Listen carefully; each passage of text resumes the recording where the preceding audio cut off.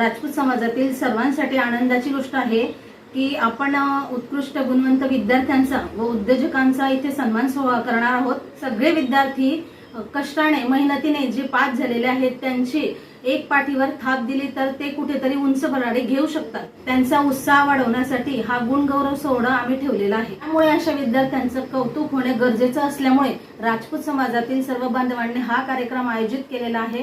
तरी सर्वांनी आवर्जून यावे। संकल्प बोल के हम तो निकल पड़े, हर द्वार खोल के गगन गहे विजय भव।